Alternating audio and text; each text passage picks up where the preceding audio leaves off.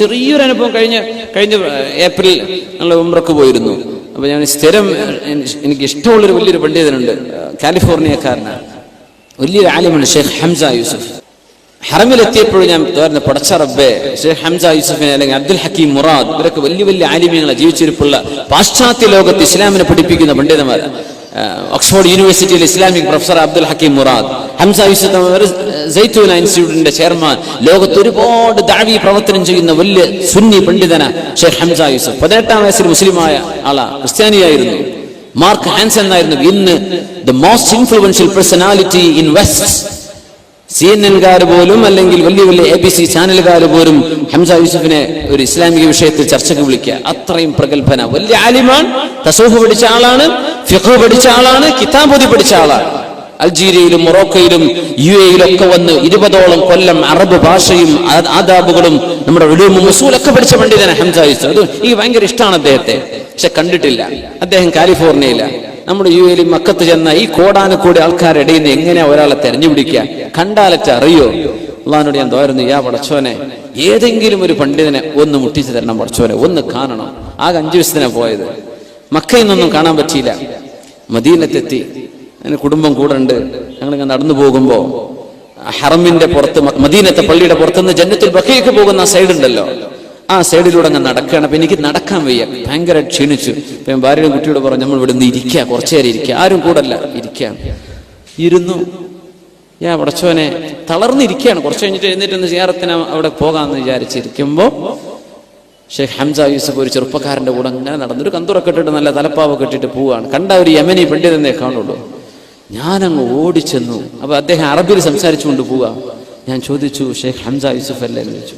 അദ്ദേഹം പിന്നെ ഇംഗ്ലീഷിൽ സംസാരിച്ചു. ഞാൻ അദ്ദേഹത്തെ കെട്ടിപ്പിടിച്ച് ദ്വാരക്കാൻ വേണ്ടി പറഞ്ഞു. അപ്പൊ എന്റെ കൂട്ടുകാരൻ, വളരെ അടുത്ത സുഹൃത്തുക്കളെ പറഞ്ഞു, ഇതാ ഷെയ്ഖ് ഹംസ യൂസുഫ് ഇവിടെ ഉണ്ട്. അദ്ദേഹം ഓടിക്കതച്ച് അദ്ദേഹം വന്നു. യാ അല്ലാഹ്, ദ്വാരക്കാൻ വേണ്ടി പറഞ്ഞു. അദ്ദേഹം ദ്വാരുന്നത് اللهم صل على سيدنا محمد طب القلوب ودوائها وعافية الأبدان وشفائها ونور الأبصار وضيائها. ഈ സ്വലാത്ത് ദുആ ചെയ്തത് നാരിയ സ്വലാത്ത്. ഇത് 2 സ്വലാത്തോട് ഹറമിന്റെ മുന്നല്ലേ, അഷ്റഫുൽ ഖൽഖിന്റെ ഹദറത്തിലല്ലേ. യാ അല്ലാഹ്, നമ്മളൊരു ആഗ്രഹം പടച്ച തമ്പുരാനോട് പറഞ്ഞു, അല്ലാഹു തആല സാധിപ്പിച്ചു. എങ്ങനെയാണ് ഇപ്പൊ ഇത് സംഭവിച്ചത്? എനിക്ക് ഭയങ്കര അത്ഭുതം. എന്റെ കൂട്ടുകാരൻ പെട്ടെന്ന് മൊബൈലിൽ ഫോട്ടോ എടുത്തു. അപ്പൊ ഹംസ യൂസുഫിന്റെ ബഹുമാനപ്പെട്ടവരുടെ ഷെയ്ഖിന്റെ കൂടെയുള്ള ആള് പറഞ്ഞു, ഷെയ്ഖിന് അത് ഇഷ്ടമല്ല, പക്ഷെ എങ്ങാനും അതിൽ ഫോട്ടോ തന്നെ പെട്ടുപോയി. ബഹുമാനപ്പെട്ടവരെ കണ്ടൊരു വലിയൊരു അനുഭവം പറയാം. എങ്ങനെ ഇപ്പൊ കോടാനുകൂടി ആൾക്കാരുടെ ഇടയിൽ അദ്ദേഹം ആ നേരത്ത് വന്നു, ഒന്നും നമുക്ക് അറിയുന്നില്ല. നിങ്ങൾക്ക് അതിലും വലിയ അത്ഭുതം ഉണ്ടായിട്ടുണ്ടാവും. അല്ലാഹു തആല ചിലതിനങ്ങ് മുട്ടിച്ചു തരാണ്. മനസ്സിലൊരു ആഗ്രഹം പടച്ചവനോട് പറയുമ്പോൾ ഒരുപക്ഷെ അല്ലാഹു സുബ്ഹാനഹു വ തആല ചില റൂഹുകളെ തമ്മിൽ ബന്ധിപ്പിക്കുന്നുണ്ടോ നമുക്കറിയില്ല. എങ്ങനെയാണ് ഇങ്ങനെ ഒരു പ്രത്യക്ഷത്തിൽ അവരൊക്കെ സുന്നി സൂഫികളാണ്. ഇത് ഇവര് മാത്രമല്ല, ഇന്നത്തെ സുന്നി സൂഫികളായി പറയപ്പെടുന്ന international Islamic scholars, Sunni scholars, അവരെല്ലാം വഹാബികളാണ്, അന്തർധാരയിൽ വഹാബികളാണ്. ഒരാളും രണ്ടാളൊന്നുമല്ല. സുന്നി സൂഫി എന്ന് കൃത്യമായി പറയാൻ പറ്റിയ ഒരു ഇന്റർനാഷണൽ സ്കോളർ, ഉറപ്പിച്ചു പറയാവുന്ന ഒരാൾ ഇന്നുണ്ടോ എന്ന കാര്യം സംശയമാണ്. ഞാൻ എല്ലാവരെയും വലിച്ചു പുറത്തിടുന്നില്ല. ഒരു ഉദാഹരണം കാണിക്കാം. ലോകത്തെ സുന്നി വിഭാഗത്തിന്റെ ഒരു ഇന്റർനാഷണൽ സ്കോളറായി കണക്കാക്കപ്പെടുന്ന ആളാണല്ലോ ഡോക്ടർ ഹംസ യൂസുഫ്. ഈ വ്യക്തിക്ക് ലക്ഷക്കണക്കിന് ലിസണേഴ്സ് ആണ്. നമ്മുടെ കേരളത്തിലടക്കം 10,000-കണക്കിന് ലിസണേഴ്സ് പലരും ഉണ്ട്. ഞാൻ അവരെ കുറ്റപ്പെടുത്തുന്നില്ല, അവർക്ക് അറിവില്ലാത്തതുകൊണ്ടാണ്. ഇയാളെ പ്രശംസിക്കുന്ന സുന്നി പ്രഭാഷകരുടെ വീഡിയോസ് സുലഭമാണ് സോഷ്യൽ മീഡിയയിൽ. ഇയാളാരാ? തൈമിസ്റ്റ്, അതായത് ആരാ? വഹാബി. പണ്ടാരാ? വലിയ സുന്നി. പക്ഷേ സൗദി വാടക എടുത്തു കഴിഞ്ഞു, നിർവാഹമില്ല. ഒരു ഹംസ യൂസുഫ് മാത്രമല്ല, അബ്ദുൽ ഹക്കീം മുറാദ്, ഇങ്ങനെ ധാരാളം ആളുകളുണ്ട്. ഞാൻ ഒരൊറ്റ അല്പം കാണിക്കാം. നമ്മുടെ സുന്നി സ്കോളറായ 10,000-കണക്കിന് ലിസണേഴ്സ് കേരളത്തിലുണ്ടായ ആൾക്ക്, സുന്നി നേതാക്കന്മാരും പ്രഭാഷകരും അയാളെപ്പറ്റി പ്രശംസിക്കുന്നത് 1000 കുതിരശക്തിയിലാണ്. ഈ ആളെ ഇന്ന് മനസ്സിലാക്കാൻ ഒരൊറ്റ സാമ്പിൾ തന്നെ എല്ലാ ആധുനിക സുന്നി സൂഫികൾക്കും വന്നുപോയത്. സൗദി വഹാബികൾ വാടക എടുത്തു കഴിഞ്ഞു. ഒരല്പം കേൾക്കി. I mentioned yesterday what Ibn Taymiyyah rahimahullah, and I also have immense respect for him. I was taught that Ibn Taymiyyah was a dal mudil. He was astray and he led other people astray. That what I was taught by shuyukh that I still have immense respect for. but I don't believe that anymore. I think that he does have some errors, and they have been pointed out by our scholars, but I certainly think that the immense knowledge that he had and his contribution, his book on mantiq is extraordinary, his book on Christianity is extraordinary, and many of his other books, and there's immense knowledge in there. എന്താണ് ഹംസ യൂസുഫ് അവിടെ പറഞ്ഞത്? അയാൾ പറഞ്ഞത് ഇബ്നു തൈമിയ റഹിമഹുല്ലാഹ് എന്നെ എന്റെ ശൈഖന്മാര് എന്റെ പഠനകാലത്ത് പഠിപ്പിച്ചത് അയാൾ ളാലും മുളില്ലുമാണ്, പിഴച്ചവനും പിഴപ്പിക്കുന്നവനുമാണ്. എന്നാൽ ഇന്ന് ഞാൻ അങ്ങനെ വിശ്വസിക്കുന്നില്ല. ഇയാൾ എങ്ങനെ സുന്നിയാവുക? ഇയാൾ എങ്ങനെ സുന്നിയാവും? ഭൂലോകം കണ്ട ഏറ്റവും വലിയ ടെററിസത്തിന്റെ അപ്പോസ്തലനല്ലേ ഈ ഇബ്നു തൈമിയ? ഈ ഇബ്നു തൈമിയെ പറ്റി നമ്മുടെ സുന്നി നേതാക്കൾ എന്താ പറഞ്ഞത്? മഹാനായ ഇബ്നു ഹജറുൽ ഹൈതമി റളിയല്ലാഹു അൻഹു പിൽക്കാലഘട്ടത്തിൽ വന്ന ഹിജ്റ 973 ഇബ്നു ഹജർ റളിയല്ലാഹു അൻഹു വഫാത്ത്. അവരുടെ ശിഷ്യനാണ് മഖ്ദൂം രണ്ടാമൻ. ആ മഖ്ദൂമിയത്ത് നിലനിർത്താൻ വേണ്ടി ഉണ്ടാക്കിയതാണ് സമസ്ത. ആ സമസ്തയുടെ പ്രഭാഷകരാണ് നമ്മൾ. ഇയാൾ പ്രഭാഷണം നമ്മളെ കേൾക്കാൻ പറ്റുമോ? ഇയാളെ മുൻവിധിയില്ലാതെ ഉൾക്കൊള്ളാൻ പറ്റുമോ? ഇയാളെ നമുക്ക് പ്രശംസിക്കാൻ പറ്റുമോ? അപ്പൊ നമ്മൾ എന്തായിട്ടുണ്ട് ഇപ്പോ? എന്താ ഇയാൾ പറഞ്ഞ്? അയാളുടെ ശൈഖന്മാരായ മുൻഗാമികൾ അയാളെ പഠിപ്പിച്ച വലിയ വലിയ ശൈഖന്മാരായൊക്കെ ഉണ്ടായിട്ടുണ്ട്. ചില ശൈഖന്മാർ വഹാബിയായിട്ടുണ്ട്, അതും ഫണ്ടിങ് കാരണം. എന്നാൽ വഹാബിയാകാത്ത നല്ല ഒറിജിനൽ ശൈഖന്മാരെയൊക്കെ ഉണ്ടായിട്ടുണ്ട്. ആ ശൈഖന്മാർ ഇബ്നു തൈമിയ എന്നെ പഠിപ്പിച്ചത് ളാലുൻ പിഴച്ചവനാണ്, മുളില്ലുൻ പിഴപ്പിക്കുന്നവനുമാണ് എന്നാണ്. എന്നാൽ ഇപ്പോൾ ഞാനത് വിശ്വസിക്കുന്നില്ല. ഇതാണ് ഏകദേശ സൂഫികളൊക്കെ 99% ആഗോള സൂഫികളെ നിലപാടിതാ. എന്ത് ഫണ്ടിങ്, പണത്തിന്റെ മേൽ പരുന്ത് പറക്കൂല. ഏതാ ഇബ്നു തൈമിയ? എന്താ ബഹുമാനപ്പെട്ട ഇബ്നു ഹജർ തങ്ങൾ പറഞ്ഞത്? അബ്ദുൻ ഖദലഹുല്ലാഹ്, അല്ലാഹു നിന്ദിച്ച വ്യക്തിയാണ് അയാള്. വഅദല്ലഹു വഅസമ്മഹു വഅദല്ലഹു വഅഅമാഹു, അല്ലാഹു തആല പേക്കാനുള്ള സൗകര്യമാണ് അയാൾക്ക് ചെയ്തു കൊടുത്തത്. അയാൾ പേച്ചോയി. എന്തുകൊണ്ട്? പേക്കാൻ തീരുമാനിച്ച പേക്കോലോ, അള്ളാഹു നിശ്ചയമില്ലല്ലോ. പേക്കാൻ ഒരാൾ തീരുമാനിച്ചാൽ പേക്കാനുള്ള സൗകര്യമാണ് അയാൾക്ക് കിട്ടുക. സത്യം മനസ്സിലാക്കാൻ കഴിയാത്ത കുരുടനായി, അയാൾ ചെകിട് പൊട്ടനായി. പഠിക്കേണ്ടത് പഠിക്കാനോ മനസ്സിലാക്കേണ്ടത് മനസ്സിലാക്കാനോ കഴിയാതെ ഏറ്റവും നിന്ദ്യനായ വ്യക്തിയാണ് ഇബ്നു തൈമിയ. ഇതാണ് ഇബ്നു ഹജർ തങ്ങൾ പറഞ്ഞത്. ഇബ്നു തൈമിയയെ ശൈഖുൽ ഇസ്ലാം എന്ന് പറയുന്നവർ കാഫിറാണെന്ന് പറയുന്ന പണ്ഡിതന്മാർ പോലും ചരിത്രത്തിൽ കഴിഞ്ഞു വെച്ചിട്ടുണ്ട്.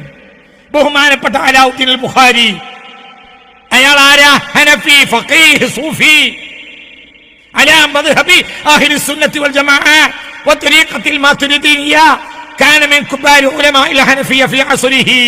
അത്രയും വലിയ ഉസ്താദ് ആരാ? സഅദുദ്ദീൻ തഫ്താസാനി. നമ്മുടെ നമുക്ക് അഖീദ പഠിപ്പിച്ച സഅദുദ്ദീൻ തഫ്താസാനി റളിയല്ലാഹു അൻഹുവിന്റെ ശിഷ്യനാണ് ആര്? അലാവുദ്ദീൻ ബുഖാരി റഹ്മത്തുള്ളാഹി അലൈഹി. എന്താണ് അവർ പറഞ്ഞത്? അവരുടെ വീക്ഷണം എന്താ? മൻ അത്ലഖ അല ഇബ്നു തൈമിയ അന്നഹു ശൈഖുൽ ഇസ്ലാം ഫഹുവ ബിഹാദൽ ഇത്ലാഖ് കാഫിർ. മൻ അത്ലഖ അല ഇബ്നു തൈമിയ, ഇബ്നു തൈമിയയുടെ മേൽ ഒരാൾ പറഞ്ഞാൽ അന്നഹു ശൈഖുൽ ഇസ്ലാം, അയാൾ ശൈഖുൽ ഇസ്ലാം ആണെന്ന് പറഞ്ഞ് ബഹുമാനിച്ചാൽ, അയാൾ നല്ലോനായിരുന്നു എന്ന് വിലയിരുത്തിയാൽ ഫഹുവ ബിഹാദൽ ഇത്ലാഖ്, ഈ വാക്കുകൊണ്ട് തന്നെ കാഫിറുൻ, അയാൾ കാഫിറാവും. എന്തുകൊണ്ട്? കോടാനക്കോടി മുസ്ലിമീങ്ങളെ കാഫിറാക്കിയ വ്യക്തിയാണ്. അങ്ങനത്തെ ഒരാൾ ആദരിച്ചാൽ അയാൾ കാഫിറാകും. എന്നാൽ അലാവുദ്ദീൻ ബുഖാരി റഹ്മത്തുള്ളാഹി അലൈഹി, ആ കാലഘട്ടത്തിൽ ഏറ്റവും വലിയ ഹനഫി പണ്ഡിതൻ ഇബ്നു ഹജർ അസ്ഖലാനി റളിയല്ലാഹു അൻഹു ഈ മഹാനെ പറ്റി, അലാവുദ്ദീൻ ബുഖാരി തങ്ങളെ പറ്റി പറഞ്ഞത് കാന മിൻ അഹ്ലി ദീനി വൽ വറഇ, വലിയ വറയുള്ള മഹാനായിരുന്നു. വലഹു ഖബൂലുൻ ഇൻദ ദൗല, ദൗലത്തിൽ വലിയ എല്ലാ രാജ്യങ്ങളുടെയും ഖബൂലിയത്തുള്ള ആളായിരുന്നു. എത്രയോ ആളുകൾ ഈ മഹാനെ കൊണ്ട് ഉപകരിച്ചിട്ടുണ്ട്. വലിയ മഹാനാണ്, വലിയ മഹാനാണ്. കസീറുൽ അംറി ബിൽ മഅറൂഫി, കണ്ടോടത്തെല്ലാം നന്മ പ്രചരിപ്പിക്കുന്ന ആളായിരുന്നു. ബഹുമാനപ്പെട്ട ബദ്റുദ്ദീൻ ഐനി റളിയല്ലാഹു അൻഹു എന്താ അദ്ദേഹത്തെ പറഞ്ഞത്? അന്നഹു കാന ഫി സുഹ്ദി അലാ ജാനിബിൻ അളീമിൻ വഫിൽ ഇൽമി കദാലിക, ലം യഖ്ലിഫ് ബഅദഹു മിസ്ലുഹു, അദ്ദേഹത്തെ പോലെ ഒരാൾ പിന്നെ ചരിത്രത്തിൽ ഉണ്ടായിട്ടില്ല. അത്രയും വലിയ മഹാനാണ് ആര്? അലാവുദ്ദീൻ ബുഖാരി. ആ അലാവുദ്ദീൻ ബുഖാരി റളിയല്ലാഹു അൻഹു, ഇവരെ തിൽമീദുണ്ട്, ആയിരക്കണക്കായ തിൽമീദന്മാരുള്ള മഹാനാണ് ബഹുമാനപ്പെട്ട അലാവുദ്ദീൻ ബുഖാരി. അവർ പറഞ്ഞത് ശൈഖുൽ ഇസ്ലാം എന്നൊരാൾ ഇബ്നു തൈമിയെ പറ്റി പറഞ്ഞ് ബഹുമാനിച്ചാൽ അത് കാഫിറാണ്. കാരണം ലോകത്തെ ജനകോടികളെ കാഫിറാക്കിയ വ്യക്തിയാണ്. ഞാൻ നീട്ടുന്നില്ല, അവസാനിപ്പിക്കുകയാണ്. ഇതൊക്കെ കേരളത്തിലെ ലക്ഷക്കണക്കായ ജനങ്ങളെ, മുസ്ലിങ്ങളെ, സുന്നികളെ മുന്നിൽ വിളമ്പുക നമ്മള്. ഹംസ യൂസുഫ് വലിയ ആളാണ്, അങ്ങനെയാണ്. അബ്ദുൽ ഹക്കീം മുറാദ് അങ്ങനെയാണ്, ഇങ്ങനെയാണ്, വലിയ മഹാനാണ്, അവരിന്ന് പഠിക്കേണ്ടതാണ്, അവരങ്ങനെയാണ്, അവർ കാലിഫോർണിയ ഇങ്ങനെയാണ്, ബ്രിട്ടനിൽ അങ്ങനെയാണ്. ആരോടോ പറയണേ? നമ്മുടെ പുതിയ യൂത്തിനോട്. ഈ യൂത്തിന് നമ്മളെ ആരൊക്കെ അയക്കണത്? ആര്? സാക്ഷാൽ ഇബ്നു തൈമിയ്യ റഹിമഹുല്ലാഹ് ഒരാൾ പറഞ്ഞതിന്റെ അവസ്ഥ എന്താ? അതാണോ നമ്മളെ അവസ്ഥ? എന്നല്ല, ഞാൻ അത് വിശ്വസിക്കുന്നില്ല. വലിയ ചില അബദ്ധങ്ങളേ ഉള്ളൂ. വലിയ ഉപകാരം ഇസ്ലാമിന് ചെയ്ത മഹാനാണ് ഇബ്നു തൈമിയ്യ. തിരിച്ചറിയുക. എന്റെ സമുദായം തകരാതിരിക്കാൻ, എന്റെ കൊച്ചനുജന്മാർ നന്മ മനസ്സിലാക്കാൻ വേണ്ടി മാത്രം എന്റെ ഈ കഠിനാധ്വാനം നിങ്ങളെ മുന്നിൽ സമർപ്പിച്ചിരിക്കുന്നു. നിങ്ങൾ കഴിവുള്ളവരാണ്, ഭാഷകൾ അറിയുന്നവരാണ്. എവിടെയാണ് സമുദായത്തിന് ഒരു ഡൈവേർഷൻ വന്നിട്ടുള്ളതെങ്കിൽ അത് കണ്ടെത്തി സമുദായത്തെ നേരായ വഴിയിൽ നയിക്കേണ്ടത് നമ്മുടെ ഓരോരുത്തരുടെയും കൃത്യമായ ബാധ്യതയാണ് എന്ന് ഈ സന്ദർഭത്തിൽ നിങ്ങളെ ഓർമ്മപ്പെടുത്തി, എന്റെ പ്രഭാഷണങ്ങളിൽ എവിടെയെങ്കിലും എന്റെ അനുജന്മാർക്ക്, എന്റെ സംഘടനാ സഹോദരങ്ങൾക്ക് വിഷമം വന്നിട്ടുണ്ടെങ്കിൽ ക്ഷമിക്കണം എന്ന് വളരെ താഴ്മയായി ആത്മാർത്ഥമായി ഓർമ്മപ്പെടുത്തുന്നു. അവരുടെ മേക്കിട്ട് കയറണ്ട, അവരെ വഹാബിയാക്കണ്ട. ഞാൻ വളരെ ഇഷ്ടപ്പെടുന്ന ഒരു പണ്ഡിതനുണ്ട്, മൂപ്പര് വഹാബിയാണല്ലോ ഇപ്പോൾ, ഷെയ്ഖ് ഹംസ യൂസുഫ്. അള്ളാഹു അദ്ദേഹത്തിന് ദീർഘായുസ്സ് കൊടുക്കട്ടെ. എനിക്ക് അദ്ദേഹത്തെ അറിയാം. ഇബ്നു തൈമിയ്യ എന്ന് പറയുന്ന പുത്തനാശയക്കാരുടെ അവരൊക്കെ തലയിൽ വെച്ച് നടക്കുന്ന ഇബ്നു തൈമിയ്യ, അദ്ദേഹത്തെ സംബന്ധിച്ച് ഹംസ യൂസുഫ് അവറുകൾ ഒരു സ്റ്റേറ്റ്മെന്റ് പറയുന്നുണ്ട്. എന്താ പറഞ്ഞത്? ഇബ്നു തൈമിയ്യ ളാല്ലു മുദില്ലു ആണ് ഇബ്നു ഹജർ തങ്ങളുടെ ഖൗലാണ്. അത് ഞാൻ കേട്ടിട്ടുണ്ടായിരുന്നു. പക്ഷേ ലോജിക്, മന്തിഖ് എന്ന് പറഞ്ഞ വിഷയമുണ്ട്, തർക്കശാസ്ത്രത്തിലും ക്രിസ്ത്യാനികൾക്ക് മറുപടി കൊടുക്കുന്നിടത്തും അദ്ദേഹം ഒരുപാട് സംഭാവനകൾ ചെയ്തിട്ടുണ്ട് എന്നത് സത്യം തന്നെയാണ്. ഒരു ഇന്റർനാഷണൽ പ്ലാറ്റ്ഫോമിൽ നിൽക്കുന്ന ഒരു മനുഷ്യൻ, മൂപ്പർക്കറിയാം എങ്ങനെ ദഅവത്ത് ചെയ്യേണ്ടതെന്ന്. ബിദ്അത്തിൽ കിടക്കുന്ന ആളുകളെ ഇങ്ങോട്ട് കൊണ്ടുവരാൻ എന്ത് ചെയ്യണമെന്ന ഹിക്മത്ത് നന്നായി അറിയുന്ന മഹാനാണ്. ആ മഹാനെ കണ്ടുപഠിക്കണം എന്താണ് ഇൽമ്, എന്താണ് അദബ് എന്ന്. അവരെ മേക്കിട്ടും കയറാൻ തുടങ്ങി. അവർ വഹാബിയാണല്ലോ. വേദന കൊണ്ട് പറയാ, ഇതൊന്നും ആരും നിങ്ങളെ ഏൽപ്പിച്ചിട്ടില്ല. അവനവൻ്റെ ഖൂ അൻഫുസക്കും വഅഹ്ലീകും നാറ, നിങ്ങളുടെ നഫ്സും നിങ്ങളുടെ കുടുംബത്തെയും നരകത്തിൽ നിന്ന് കാത്താൽ മതി. നമ്മൾ ആരെയും നരകത്തിലേക്കും സ്വർഗത്തിലേക്കും ചാപ്പടിച്ച് വിടാൻ വന്നവരല്ല. അത് നമ്മളെ കൊണ്ട് പറ്റൂല. അതൊക്കെ അള്ളാഹുവിൻ്റെ വിധിയാണ്. നഹ്നു നഹ്കുമു ബൈനഹും വല്ലാഹു യഫ്സുലു ബൈനഹും യൗമൽ ഖിയാമ. അതൊരു ഭാഗത്ത്. ഇപ്പുറത്ത് തൊട്ടവരും പിടിച്ചതും മുഴുവൻ വഹാബിസത്തിൻ്റെ ആളുകളാണ്. അവർ പുത്തനാശയക്കാരാണ് എന്ന് ഉറഞ്ഞുതുള്ളുന്ന വേറൊരു വിഭാഗം. ഇവരൊക്കെ മുഅ്മിൻ എന്ന് പറയുന്ന കാറ്റഗറിയിൽ പെടുന്നവരല്ലേ? അവരോടൊരു അദബില്ലേ? അല്ലാഹു വലിയുല്ലദി, അല്ലാഹു ഏറ്റെടുത്ത ആളുകളാ മുഅ്മിനീങ്ങൾ. മുത്തഖീങ്ങൾ അതിൻ്റെ ഗ്രേഡ് മേലെയാണ്. മുത്തഖീങ്ങളെ വരെ ഈ പറയുന്ന ചാപ്പയടിക്കലിൽ അവർ പെടുത്തുന്നില്ലേ?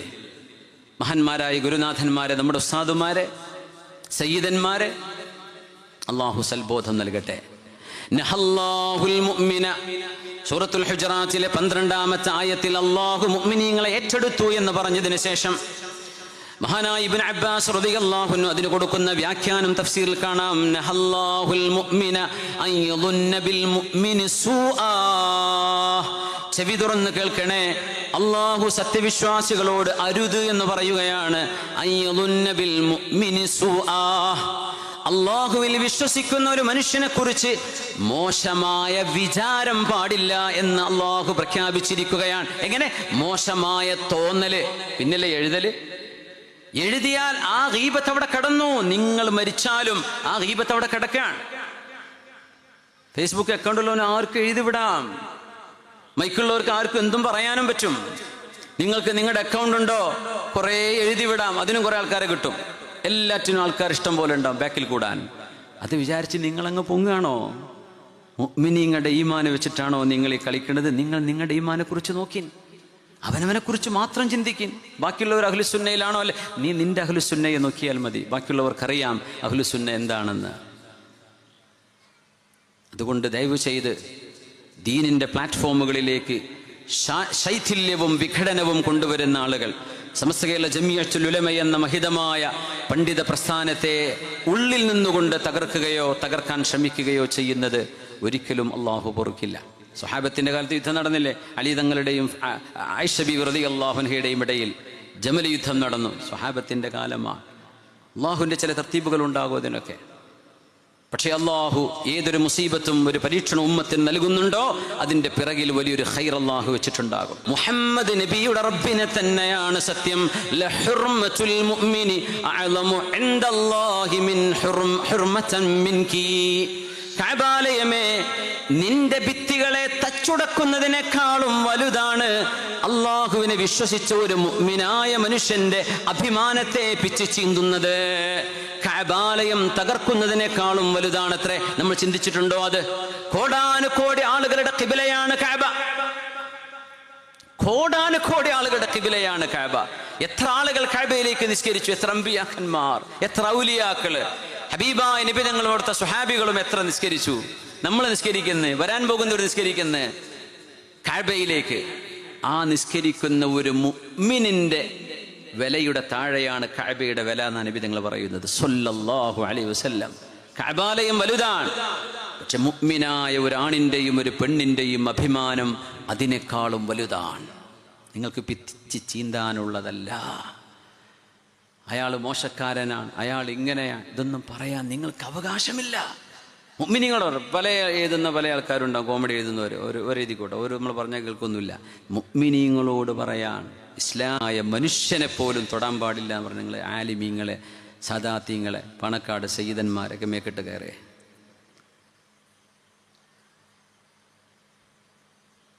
വലിയൊരു ഷുഉമായിരിക്കും, തിരുത്താൻ കഴിയില്ല കേട്ടോ. ചരിത്രം നമ്മുടെ മുമ്പിൽ ഒരുപാടുണ്ട്. ഷുഉമ് കൊണ്ട് ജീവിതം നഷ്ടപ്പെട്ടവർ വലിയ പണ്ഡിതന്മാരായിരുന്നു, പക്ഷേ തെളിച്ചം അല്ലാഹു കൊടുത്തില്ല. എന്തേ? ഷുഉമാണ്. അവർ തൗബ ചെയ്ത് മടങ്ങിയിട്ടുണ്ടാവും. ഷുഉം അങ്ങനെ തന്നെ ബാക്കിയാകും. ജീവിതം തകർന്നു പോകും. പൊരുത്തപ്പിടിച്ചേക്ക്, ഒന്നും പറയാൻ നിൽക്കണ്ട, മിണ്ടാണ്ടിരുന്നോളേ. അലിമീങ്ങൾക്കറിയാം എങ്ങനെയാണ് ഈ പ്രസ്ഥാനത്തെ കൊണ്ടുപോകേണ്ടതെന്ന്. അവരത് ചെയ്യുന്നുണ്ട്. ഇടയിൽ നമ്മൾ കയറിയിട്ട് ഫിത്ന ഉണ്ടാക്കാതിരുന്നാൽ മതി. കഅബാലയമേ, നീ എന്തൊരു മനോഹരിയാണ്. കഅബാലയമേ, നിനക്ക് എന്തൊരു മഹത്വമാണ്. കഅബാലയമേ, നിനക്ക് എന്തൊരു ഹുർമത്താണ്.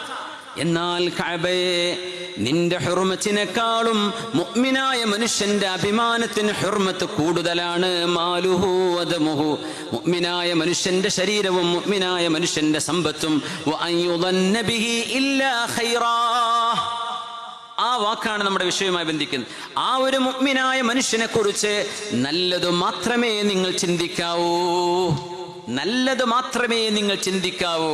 കഅബാലയത്തെക്കാളും മഹത്വം മുഅ്മിനായ മനുഷ്യനുണ്ട്, അവരെക്കുറിച്ച് നിങ്ങൾ നല്ലതേ ചിന്തിക്കാവൂ എന്ന് മഹാനായ പുണ്യ നബി സല്ലല്ലാഹു അലൈഹി വസല്ലം.